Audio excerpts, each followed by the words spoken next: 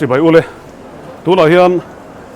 door pui multi-purpose center ai zola kanong me kani helai hi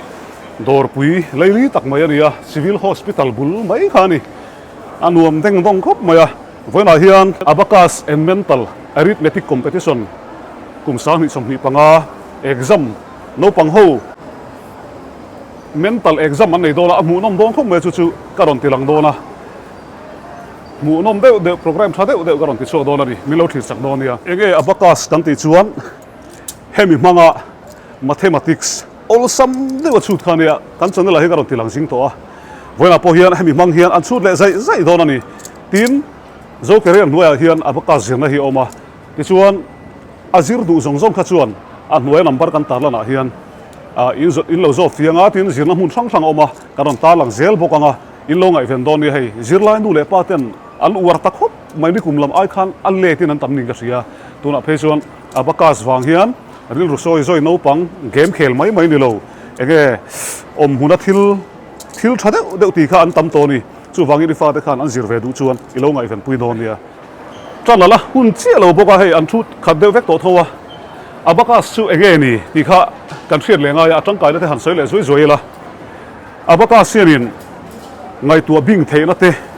mangchang khiat na te tin thil chik na te dik taka thil chu chuana te kha aron pe ni aron ti all sam em chu an kut mangin thil an chun nge ba anon thiam maya relo te an thiam maya ni tin kan soile du chu lo na tam tak an neya abacus zirlai te hian ta chuan mi thu soi man zung theina te tin khian reng theina te ba ka manin rin tok na te an nei ani chumi ba ka chuanin ngai ruat thiam na te an nei pha an hlok pui em ani zirlai le kha zirlai te phei chuanin an hlok pui em atuna hian hei kan thriat angin kan hnung hian ula an khat deuh vek ani achunga an khat vek a pon an khat vek boka chung chu zirlai ani ta chuan chonu lama ron kal turan la om le ngala zirlai an tam khop to mai ngai ven nge sini azir thei china hi no panglam deuh hlek an nia kum sari atanga kumsom pathumin kar vel zir ani chulai chu kan soi zelang abacus chu khoyanga kal zirang lo ti mai theya ta hian azirna karon sei don ani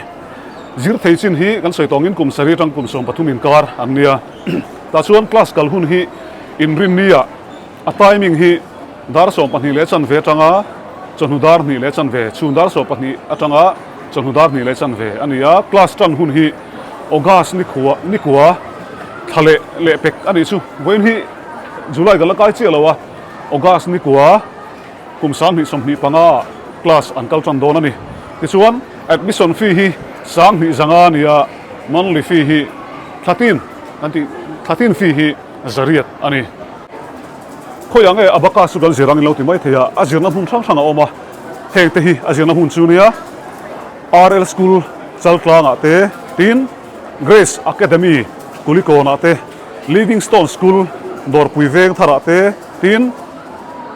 Willow Mount durtlanga te zo career hei chal maria te azir theya tin Genesis English School Bethlehem venga te Holy Mission School bungkona te St Lawrence School ramthar venga te tin New Hope English Medium School chal maria te azir theya ato bera chuan Helen Lowry School vai kona zirna tura ombokani hey nuai ngaron tilanga ilonga event theudonia second state level abacus and mental arithmetic competition samire somhi panga pathian kai soina zara allo thing vele taren maya ni kumlama awai khanna ni turin lo thing takin kan lo kal phi tuwa ni kumlama competition mat som te po chuan an lo tin zia te an lo phi zia te thuin an sina sa emema venia chungzinga kontel le te din akhar te poinu mani ti kan sia no ongzong te chibai khabar kan lo buk sewa pathian chu hian an lo wa tha o korin khwami din he ti lo bo le ka thoi pakhatna bung kwa chang somni pali tangin in kan sia ko te chu an zai an kana nima sela pakhat chawin lo man a hu chin ti in chilo ben sawi kan chief guest tin kan founder pulo hruaitu te in abacus ka po pu zong te nu le pa te zirlai zong te na so yan chibai ka bu chu abacus si mizoram hian kan hriat ani arai tu lawa tu na ya he kan zokel abacus to he tu na hian batch taru kan kalchan mek so ni ya chu honin mizoram hian chen thati chuan kan la se lutuk lo mai te ya asia mi mo za chu kan to bu mai te ya inge abacus si ani le ti ka han soi tun ta la abacus si om chu abundant pH additional calculation utility system ti na ni ya chumi a chuan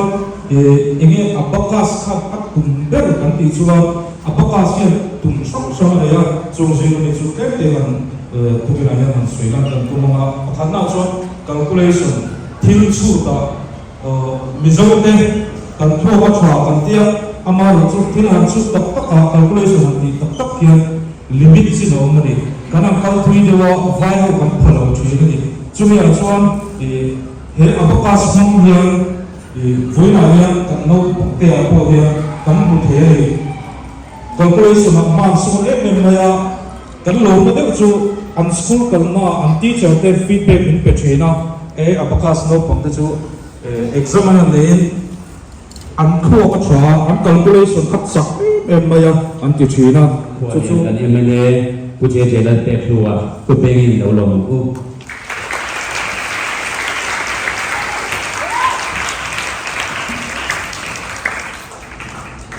Sign host le Zogier Solution Founder Dr. Luang te Venia Executive Local te le no pang local home te du le pa te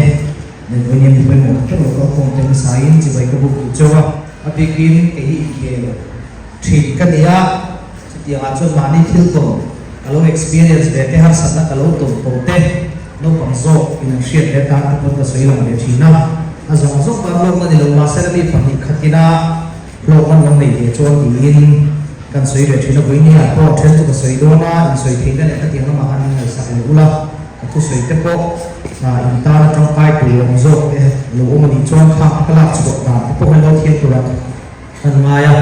a begin no pang te zo lo te pe tu ka te thiem lo nei te kan tu soi chi a te po khan abigin mule pate voinin local thande me lo min ka shia mule pate po khan lo soi lo shi dan ka kan thiam ngai do ning ka shia ma sabera chuan upa si anu ka tia in ko po zo do ni na riu chak te hian no pa ma so na ma chak se la abigin zir na chu cha po nia ma in khel na ma po nia ma in ko po zo do ni la zir zu riru chak le zir ke ku te thu zo the abi ki din khela ma ko nia ma chu ke ma chuan riru chak te hi chu khiran thiam ma a zir pe ko an mo thir ni ei ka soi to khani khel ni ka nia kai khel na under 70 na tang coach ka kom ve tana in so pasari ka ni chu te ma chuan coach te thil soi sang in khela min thil thrin te ti nget ro te ti hin kal ro hel ma pe ro min te thrin khát tiếng kha sẽ vẫn dùng dụng cụ cho đôi chặt khai này trên khát đâu bằng thiêm tập tập ama ở chỗ có thể thu soi sẽ chiếm thể lộ thể hiện dùng ở nông chuan à tổ bạc phải là làm tại lệ trí này thì các bạn soi làm cụ bốc à chủ làm cho với nia có cả sẽ tiếng diễn na ông thể hiện được các tiếng đâu công tác tập với nia các tập khác các ngày khác cũng khác thì bộ tập bộ ngay khá lộc này bộ in trong mấy cái này thì các sửa in diễn na cũng sẽ cái là bùi châu này thì các sửa khan alo các tiếng thì đồ lối chuột zero thì các bộ các sửa để bộ các in zirlai kan nia sẽ biết là chuan nu le pa te zir tir tu te kan ho tu te ai u zo te thu kan zo mai sửa abigin tu la ya zo no pang ai pa za na chang se lo ko kan tam to trong kam khing kan fi ku thar mai kan nam hian ai pa za chu cha ai hian tan lak kan ngai le ka sửa abigin voi ni no pang lo kal khom te kan zir tir tu te kan ai u zo te kan nu le pa te thu lo zo zero de kan soi duwa ka soi to khan ang mani ko pa no pan lai ma ka dia zir so kan so ka di football so ko pas no ka zir ka tam chawa na sa zo kin kami chung ha school ka luna po thiam thei ka ru nei chak lo ma ro chu ho tu te hawi ko mai lo ho tu te min ha ai lo ho tu te thu zom lo ni ka thrin ani chu ha chuani kan hun kal tu ra po lo tin na cham tu chuan thoi ko sak mai chu ha chuan ho tu ten ti tu ra min ti te lo le pa ten ti tu ra min ti te kan ti zelam chu tiang tu chuan thoi na khalang nei zero dia kan sei le bu ka tin mình dâu đâu bằng căn bản này hiếu tôi thực hiện begin với như là ở cùng đây zero nó không ạ zero nó trying in world class level tận mà mấy ông tổ cầm tay mà căn zero thắt cốt chuồn hộp đến nào mà nè với nhà cô em thì tổ lốt chuồn zero u in vàng này nó thấy sẽ đóng tí cả lão thủy na tu nào cho hình khiết là mà không có suy thủy na cái hi là thiệt qua cho ai khiết suốt cái này nó bằng té kan ni lai pe nang ni ro kan ni pe jo bo bu bu kan nei lo kilo min ro su noya bo kan pe thina chu tiang chuan a cha jo bo pe tu po kan nei lo voi khat pe chu football pe tu kan nei si lo wa basketball kha kan pe che na ka chu ti chuan kan khia thina ni ma lo chu thik to kan chua kan kal na zo na bei dong lo kan ti ve ta drama to kha india ti te thing kan ni khia cho ve he ni với những cái sợi đồ châu cái gì lúc lai à phan sợi nó thả qua vấn đề nào bố bè tụt qua vấn đề nào bố tụt qua vấn đề nào mà cho tụi nắng cần thêm thế đi cái sợi đồ châu nắng đi chơi thế này kiếm ắt thả về không về là cô thì sẽ là giả quy ống lầu khổ khi trái này có không in thổ đi mà in kỳ tập tất chuan lộ tiền này chẳng đó thì với những cái sợi đồ mà rồi chút tiền chẳng đủ chuan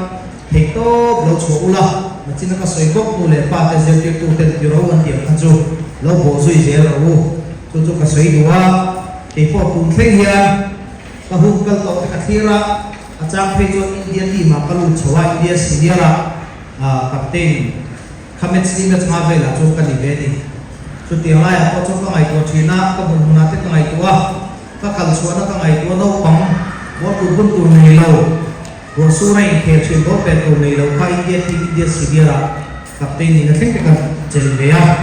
trang cho cảm ơn mama một điều mình muốn trang cho cái này về chuyện ama rồi chú mình sinh hi kan thori ma kan ti tak na kan be chuan pathian ni kan tan lo som na alo direct ni kan thriat ta mai chu mal som na pathian ni da chu tong tu chuan ke mani kan koi mo thei to ku lo be tra tha ro thorim na hian ko chi na ne lo chu tiam tu chuan thei to ko lo chua zero ti ka soi duwa ti nei voi ni no pang zirlai kal ko kan ni kan ma ba bu tu rai ka thira har sa na hin tong ve na sa don cái bôi football là cần cả là tấm tập chuan in tùy na đi in tùy nó cái là in zoom mà anh hồ mà nó thì trang tên này chỉ ama rồi chuan ni rồi ni nang ni po na cái này kal so in tùy nó zop ta athen chu sai te te pu mal so mang dewin athen chu thala ma kal te point mang athen chu doctor ne ko te point mang athen politician te chu mi ni the na tu ko ma chuan ko on sam lo ni trả về trang bên này đồ lúc này trang vùng mà tiếng hệ công kéo thành thì trang này nhiều cái biết cả công nó sao nhiều đây và trang đây nó hả luôn ama rồi chút tiền mua là đâu thiệt choan bây giờ rồi bên bây trang in nhị của mình chiang in với nhà cũng biết sonกันmà son đó nó với nhà cô thì thằng nó đều quên nó mà thì chế béo quên nó đó bây giờ rồi này số cái bộ Mizoram under 16 na try là thủng lỗ cái này chú hàng chuan đi cần phê trang hồng đồn chú tiền là chuan bấy đồng đồ bên mai nó sai cần bấy mà anh chuyển thế mà cần lệ tiền thế này chú tiền tổ chức các suy bốc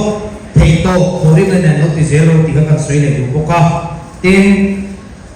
apoi một cái là trong công nghệ kim tay bạc na tụ na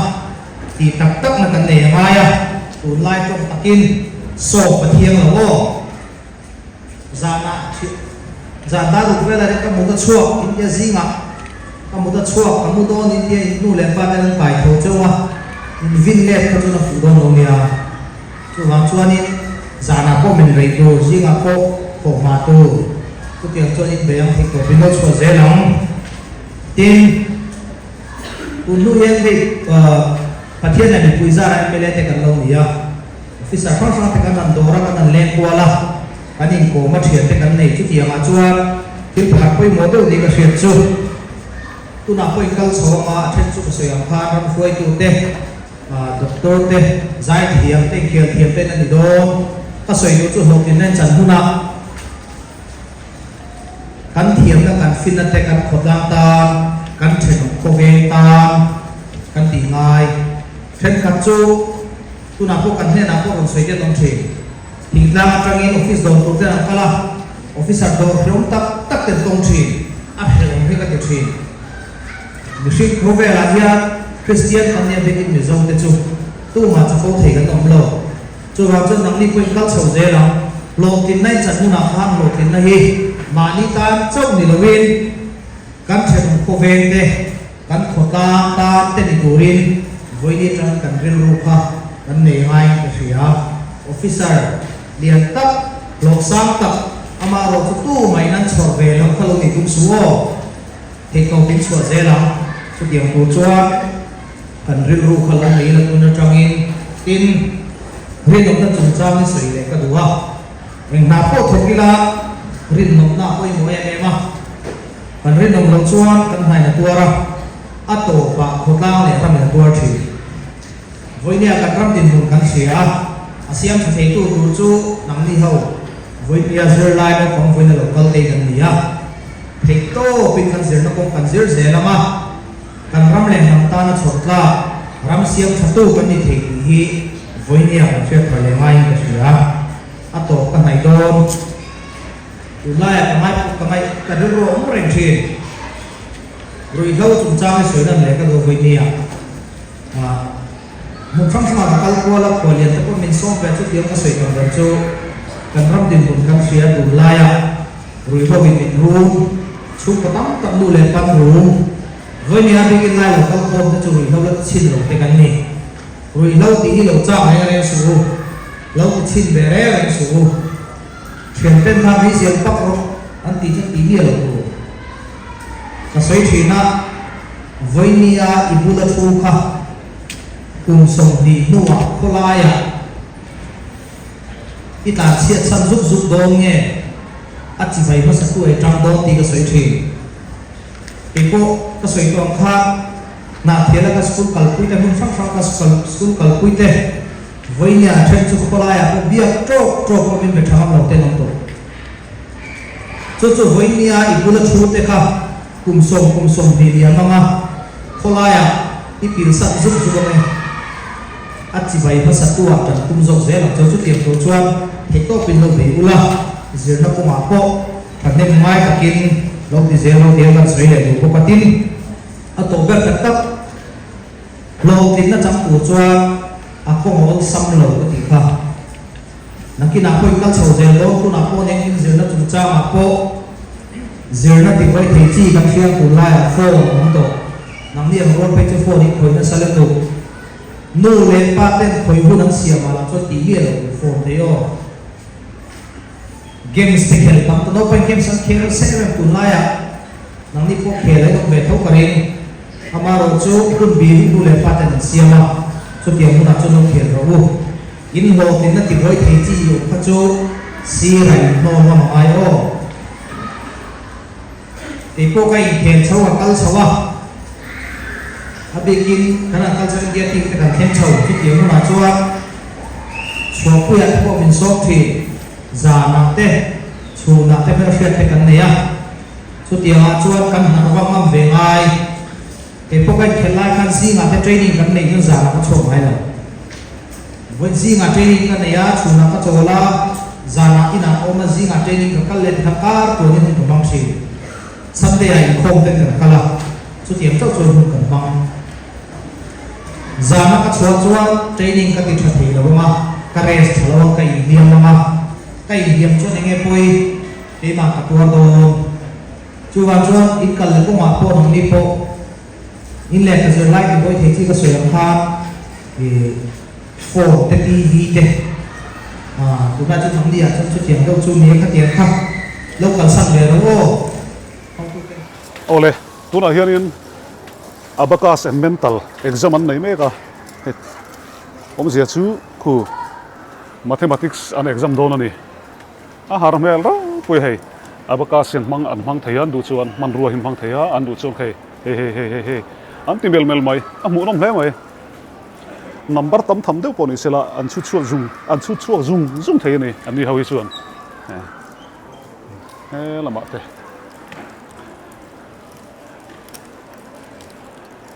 he tiang hi kan no pal lai te khan lo om ve se thatu ni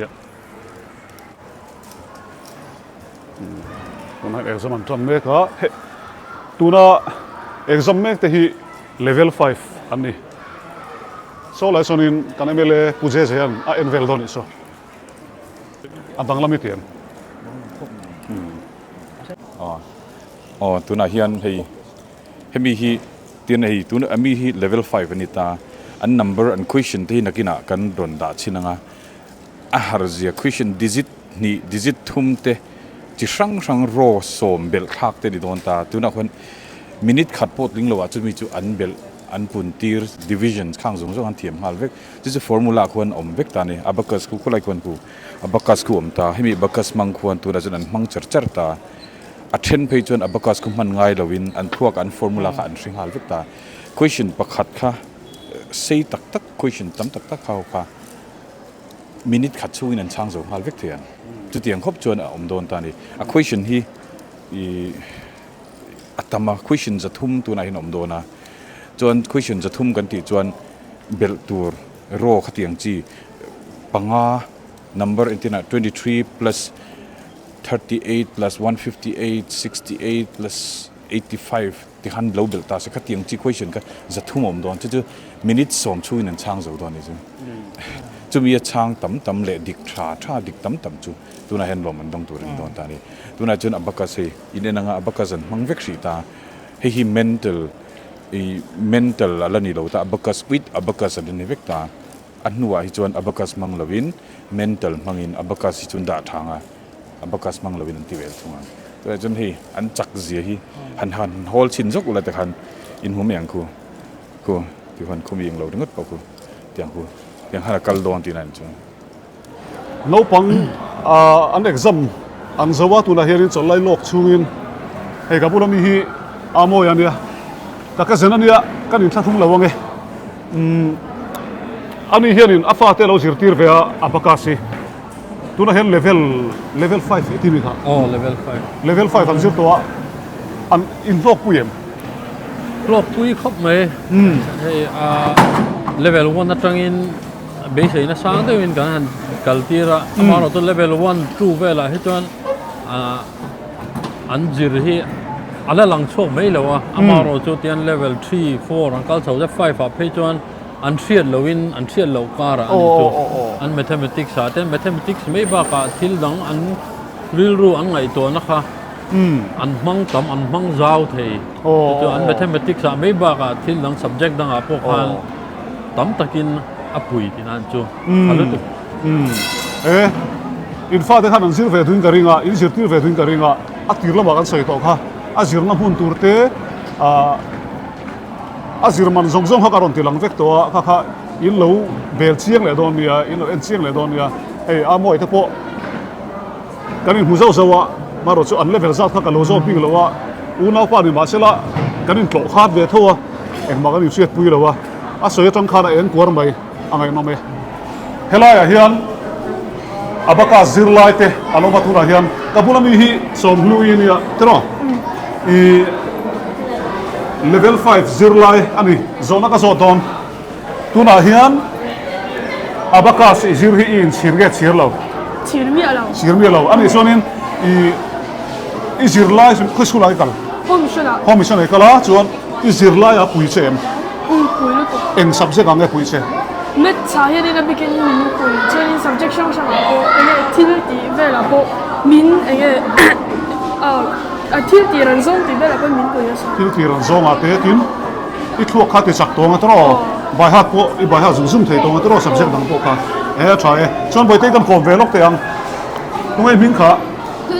nu te oi veng ram thai tlang ve level 5 tho tro chuan high school ang ekal kids care school kids care ram o chuan ani le class exam nge ni class 8 class 8 ni tu na hian ani le abacus ko mensa ji to kum khai ning ka sha kum khat mo level 5 ni to a i zirlai a i that puyem chat pui lu tu me chi thiam mo tang a e calculate min ti jak sat calculate min ti chak sot mo subject dang po entinan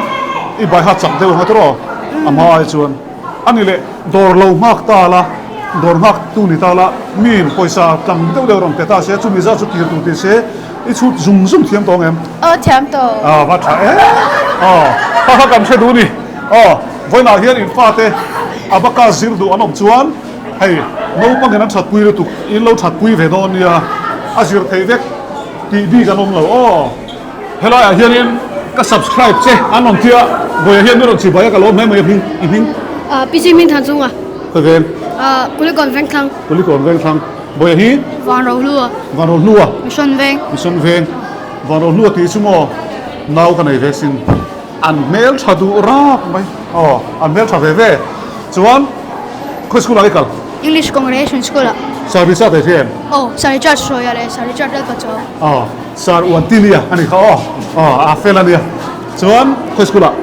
Zoma elementary school level 2 zir me ga tu na hian a thai ti in chi ren in chira nu pui te chu la nei lem lo mo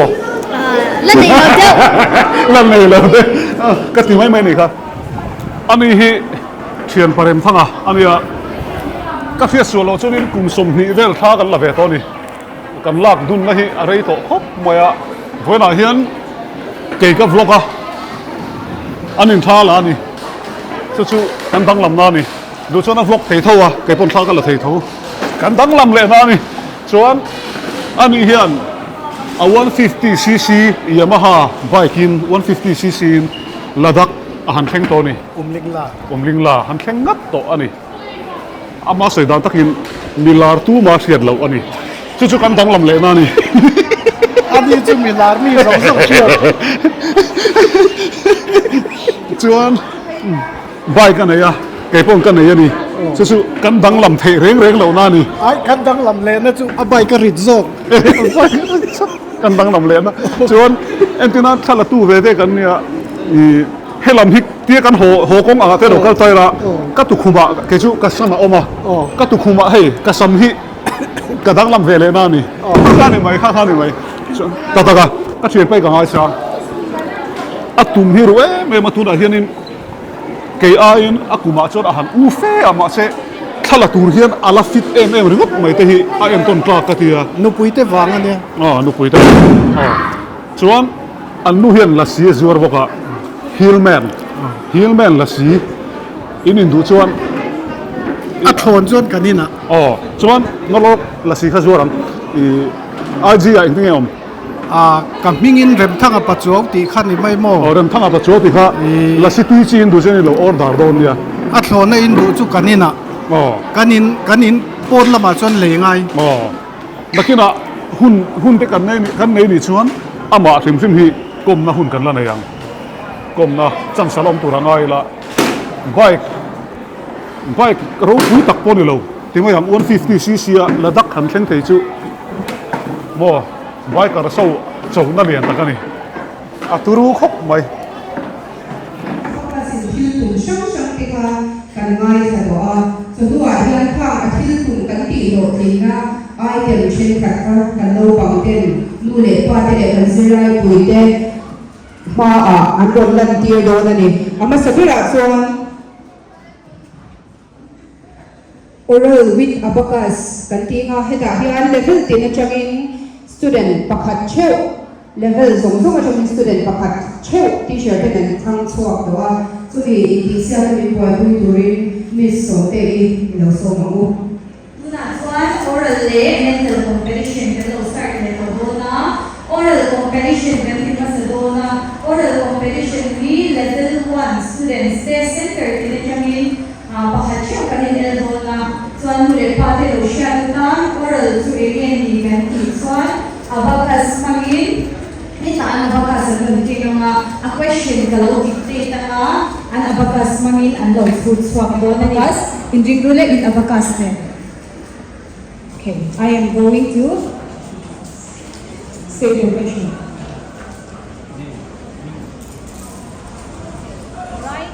Write your name on the top of the paper. Write your name on the top of the paper. Write your name and center on the top of the paper. Question is 64 less 12 at 7. Write down the answer. Next, 19 at 9 at 7. Write down the answer. Next, 32 at 7 at 5. Write down the answer. Next, 9 less 2 at 3. Write down the answer. Next, 54 at 5 at 25. Write down the answer. Okay, put the pencil down. Okay, they will collect the answers. Mental participate test stage allow to level 2 mental participate test. Okay, level 2 students, are we ready? Can you begin? Okay.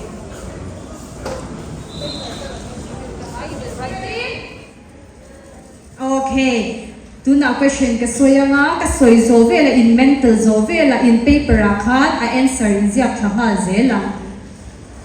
Your question is 25 at 14 at 4. Write down the answer. Next question. 14 at 6 less 3. Write down the answer. Next question. 36 less 15 at 4. Write down the answer. From each center, will you please come up on the stage? Level 3 yung mental participate to test stage allow to level. Finish writing our names. Can we start? Your question is 8 at 2 at 5 less 1. Write down the answer. Next, 6 at 9 at 8 at 6. Write down the answer. Tana level 5 at yung atel turte stage low to Don't forget to bring your pencil.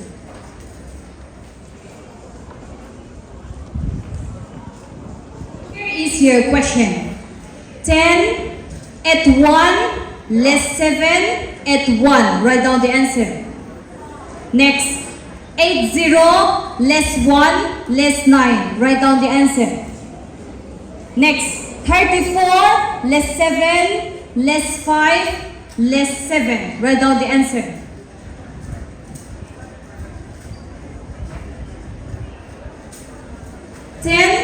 At 13 at 82. Write down the answer.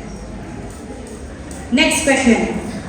2 at 6 at 5 at 4 at 2 at 4 less 3 less 5 at 3 at 9. Write down the answer. Next. 53 at 5 at 9 at 61 less 70 at 6 at 16 at 6 at 9 at 14. Write down the answer. Hey, when question song kan tidig veka level 1 na changa lo mandong the first position pakhat sau nei kan tum na chu patni kan o mangaya min sem sak turin khong ain miss kemal som thuangi miss sem asi lo chuak se rem di ka ha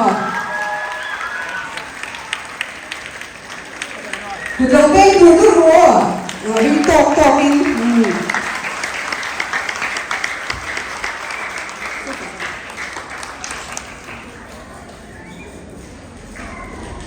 lo mandong to first position tang le hi lerin ki manang LRL center lerin ki ma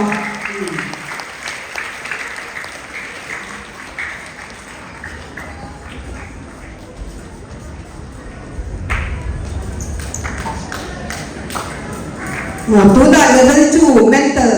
ani ve thunga abacus mang to lovin ani po first position pati kan nei le a chung te chu 7 Valel Chan Chua New Hope Center 7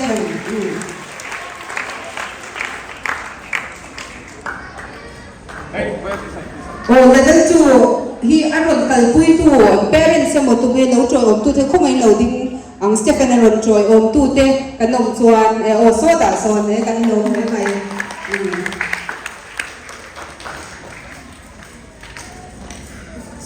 Loman first position takar le chu kele ramsang Livingstone Center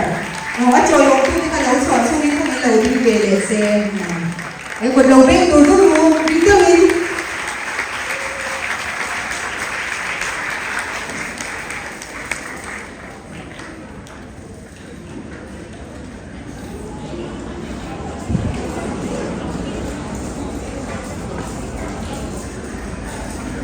Tuna level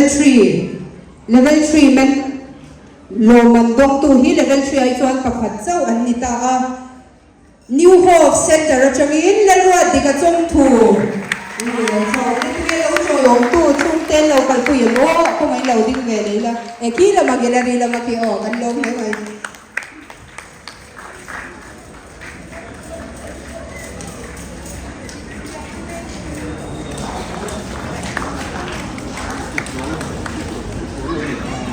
Tuna level 5 apo hiya lo mandong tur pati kan nei le a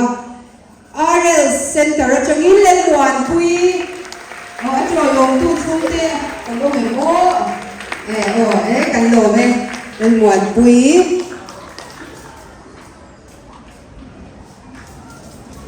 chuan first position pakhat le hi Holy Mission Center atangin PLLB a choi yong tu te khomai lo ding ve le sim chu ang an chung te mo kanom chuan kan lo me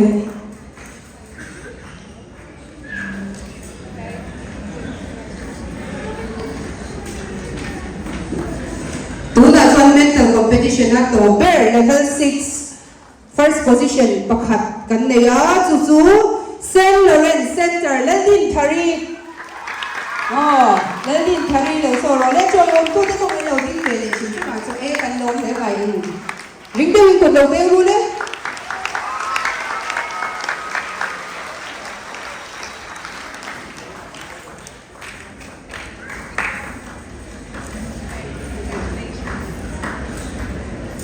mi se messi kan lo me lo man dong tu te zong zong le dong patat sia lo te po in thiam vek in vai in chunga lo thu ban soi tak me wani ole tu na chuan om quiz kan nei do langa no pang te le parents te zong zong kan involve thei vek tura buat sayadi a As we can see from the screen, this program will be mental games come mental quiz. Okay. The participants for these games will be both parents and the students who are present here. Tuna screen akan muam here tuna ganti tuhi mental games like mental quiz di dia. Kita here kan ei tuaran kha mai don em mani. Chuta chuan parents le zirlai te ta hian kan te theilek dona amai ro chu chan nan dik shia kha tầm đất có đồng thấy vàng khang không bị kha tì đàn tour big kha ama chúng mình chú đúng đấy cái đầu ai thay đổi nha không bị chán nó đi xuyên kha cái chuột một nè cái tiếng ngà cho ta chuan cái tiếng bạc khang answer cái sợi đầu của nó đi tiếng mà sao vậy kha miss cái lệ sản tên mình đầu bên phía ngà tiếng mà sao vậy kha không bị chán nó đi kha cái số để đó là chú cái chuột của nó cái lâu sợi đi cái chuan cái chuyện thì cái chuyện mấy đi đó là chú làm chuan chán nó cái chuyện đi chuan rắm thèm bên cái tiếng ngà chuan cái ta chẳng nghĩ rồi không chơi cái đi chuan hay bị game sai here picture ở lòng lăng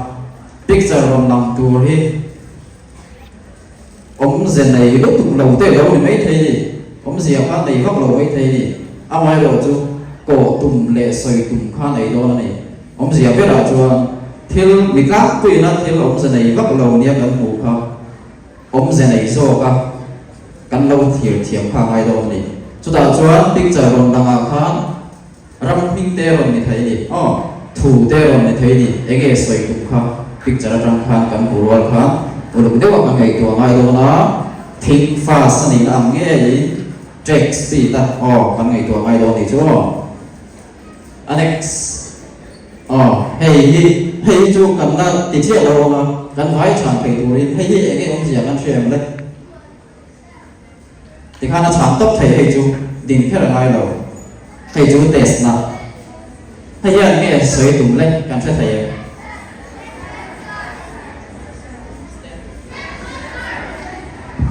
step to answer ala kim lo đâu đấy anh nghe ai chỉ ông đâu đấy no anh riêng là xin đâu đấy ai chỉ ông do kia hắn em vòng vòng rồi lan sten đi ảnh đi zong kinh nghèo chầu do cái ông hết là han chán là đi cái món gì thế vì ông sẽ chú sten đi ông mấy mấy đồ chầu do cái này cho mà đi chầu do chú up thì nào thì mấy đi chú bảo chú thế vì ông sẽ chú stand up to answer thì nào thì ha test na nang mà đi instruction ta cả hoàng hà đâu mà đi chang tu riêng in tin thoát đằng ai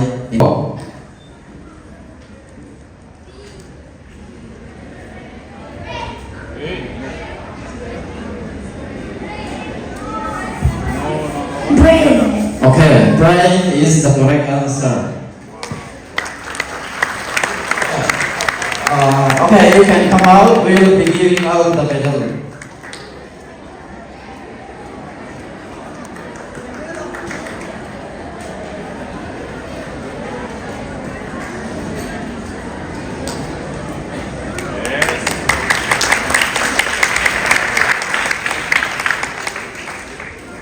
Sang thì các biết cần medal cầm dòng dễ dàng đấy Okay, get ready for the next slide.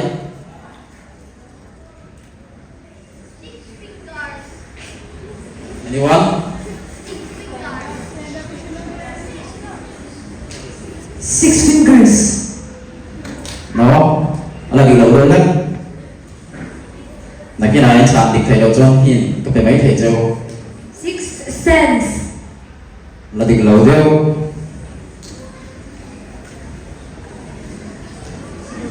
Apakah zirlai đầu chuan cần sẽ đầu mấy thầy? 6 inch.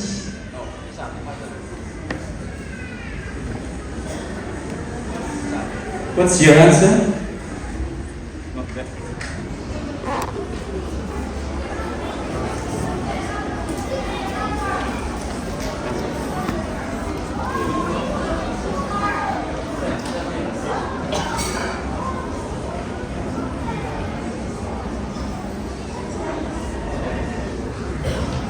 Okay, mai ka khan 6 pin satia. Amai ro chun te min na pim chang lo de ula ka ma sai kha ha kan po mang. Ai ge ong sia le 6 way pins. Satia te pia ka se trin ka le pins 6 ki sikali 6 way pins le Okay, mai ka will be giving out the medal.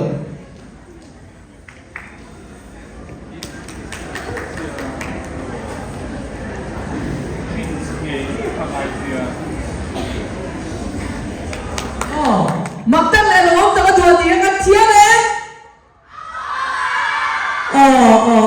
In thiam. Mình lo sập quy về đúng không? Mình sập quy về thấy em. Mình suy nghĩ bát thiên in mặc tất lại là ông ta có đùaกันเนี่ยนังนี่พวกข้าอินขวบแต่ข้าอัดว่าจูวางอินกันขวบที่บาเทียนนี่นะมินดินดานะเฮียนไอโรปุยเซนะอินเสียงเทตูเฮียนมินดินะที่เล่นกิมมิชิงนะอาทิตย์ที่เฮียโรปุยนี่ตัวเฮ้วันสามตักตักอัตสเปซาเป็นกันละขัดยังไงตัวนั่นเทขบข้างมิชิงขวบขับเทียนเนี่ยเสียงโรปุยไม่มาจูวางอินมักตักเลยเราตะกดวนกันนี่ที่ข้าสวยมาสะดวกอินเทียมจนมีเราสับคุยเดี๋ยวก็มอนิเตอร์เฮียนอะไรรินเทจวนอะไรรินเทียมเดี๋ยวฮัลโหลอัฐ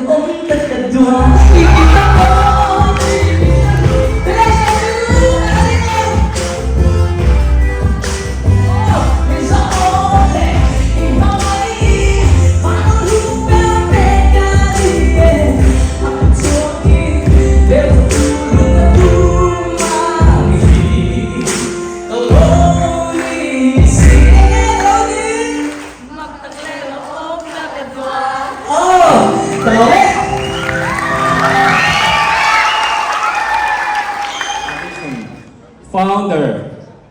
Mr. La Shuai Tuanga Sarsena Tuna to say to Lo Somang. ที่ปีนาเปีย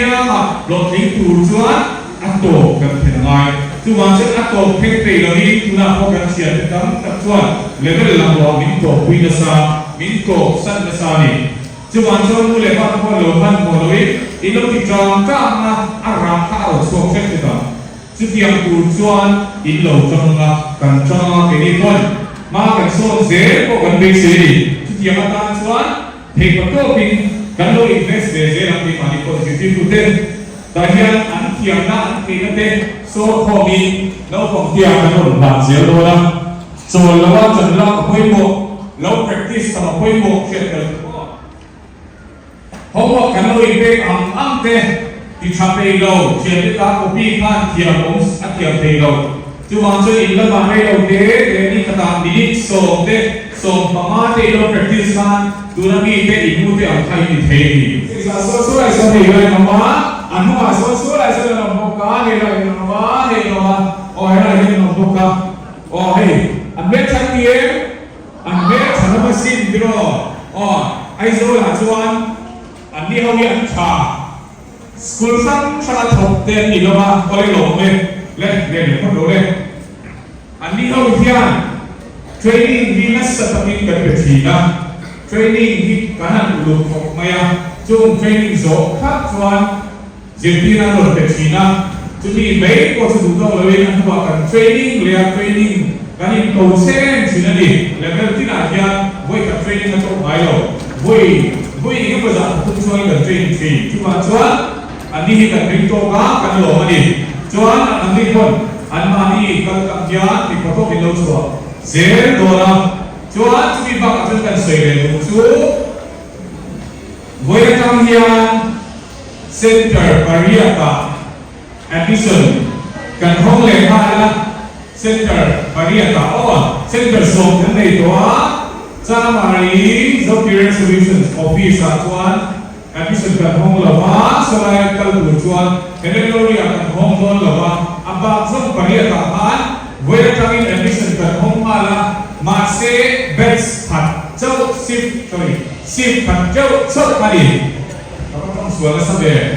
สิบผัดเจ้ากันห้องตัวนั้นชวนเจรายส่งดีประมากันเลยตัวนั้นอัตตันเราชวนคุณภาพต่างๆเอ็นโคลกันดูแลวางี้อินเชียนเตเองก็ตอนที่ดูเรามาดิชวนวัยทำงานอินโดนฟองที่เล็กมาจัดเจ้าละที่มาสามาดิเลยใช่ไหมครับคุณสรีระมาสุ่มส่งผู้มีการมาดิชวนวัยเรียนกันที่เนี่ยโลกที่นั่นเลยว่าเป็นสิ่งที่ทุกท่านปฏิบัติกันสุดท้ายชวนโลกที่นั่นเป็นที่จบเกิดอาบัติสังเกตกันตรงเงี้ยกันไปสิกันทุกอย่างดูชวนให้ตัวโลกชวนเสียตัวเล่โลกจงเสียตัวนี้ดูสังสรรค์กันอะไรเนี่ยโลกเนี่ยอาศัยไปสงสารกันหลงทุกันสวยนี่โอ้เด้result พวงตูรินกันหล่นเล็ดเลยพวกไอ้ลิซ่าไอ้ของกัลเซล่าอาชาเงี้ยresult กันพวงโดนั่นนี่อินชิตาตัวเองlevel 1นะจังกันเซมจันนะ top 5จินฮีทmedal เลย trophy เลย certificate กันอินเปโดนะส่วนโลมันดงตู้ที่เขาอินโลสวกจาร์จะนะเฮลัยฮิอันอินโลดิ้งอ่ะคงอินโลสวกเซสาร์ซีเซีย competition at tel song khapan han thar teule tu nge kha e kan van chane vele khang singa khan India fika mai ro chu competition a van nei panga chau kha kan than theya wangin mi panga chau tu chu ba cho kan thang chok thei do na level 1 5th position na changin kan puang first position na changin kan puang chan do na ini ring em first position level 1 first position dong tu chu RL center na changin la ring ki malang el ni la ring ki malang el ring to king to to pe first position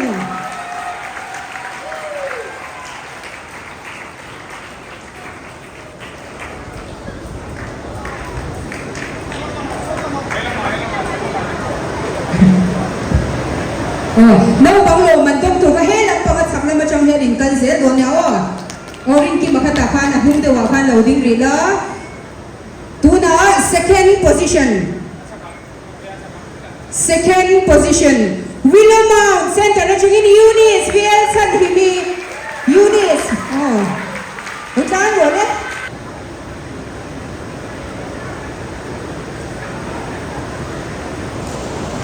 VL Shadra RLs VL Shadra RL center VL Shadra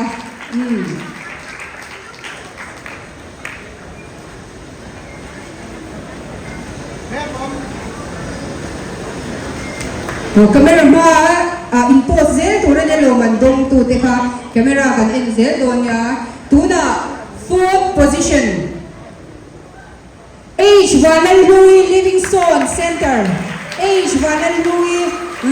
để lâu ta rồi đấy hay là mà chẳng hạn hay là mà chắc là mà chẳng hạn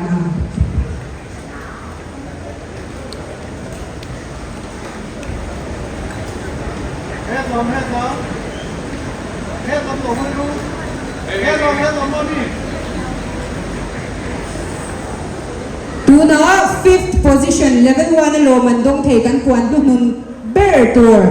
fifth position Deborah F. Schweizeli RL Center Deborah F. Schweizeli lo man dong tu te kem lo tol ma ru le kha kan la nga chonin level 1 instructor te zong zong po kha kan lo win ring hal don ya level 2 kalang o 2 center takin top 5 nei tamang mo chumi mai min sem sakturin miss ke man som tuang miss MSc training and development manager stage hello sela level 2 result chu hetiang hi ani 5th position goes to Kemal Som Zuala Livingstone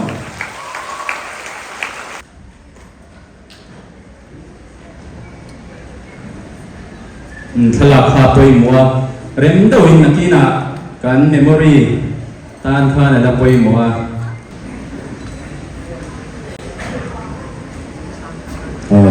and the 4th position goes to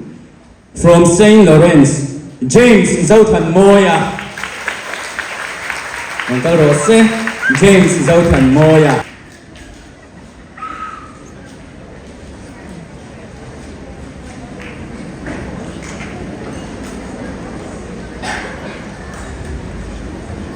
and the 3rd position goes to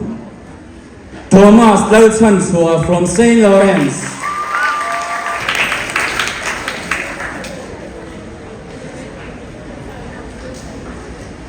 And the 2nd position goes to from New Horse Center. Lalbiak nung aralte.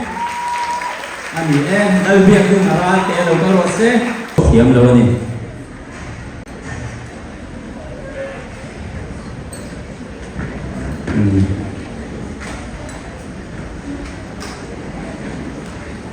Level 2 first position how to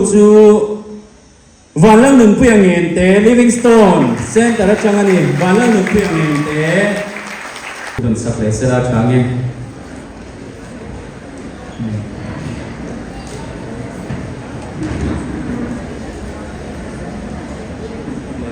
zung zung ang min sem sakturin pilang nun thari kan mem lo chho sela ani hi director abacus ani in sem sakdo nani. Level 5 result, 5th position goes to Moses Valaldu Sakaralte from Genesis Center.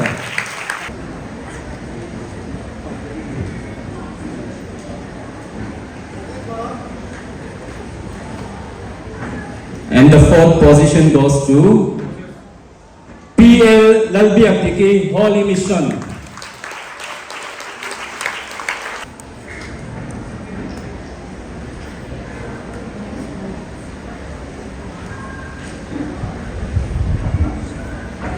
And the 3rd position,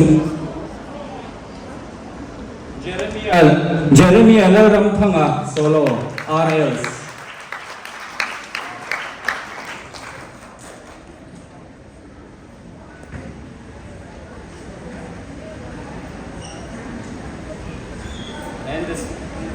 And the second position goes to And the second position goes to Gabriel Malsom Sangkima Livingstone.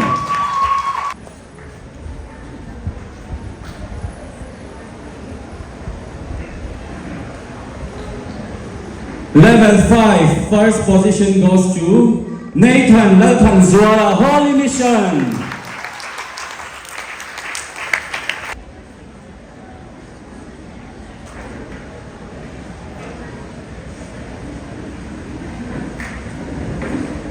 Men nâu tây cắn lồm ấy. Izong kha voila. In lồm mình cho cái kha hành đà. Cái program là cho thấy tên là chuyên cần lim đô này. Mù đom cái tia lệ làm gió tất cả chun trên khát ta cho là boring mấy thầy amaro chu. Apoi mo em anh chung tiền tiền in lâu.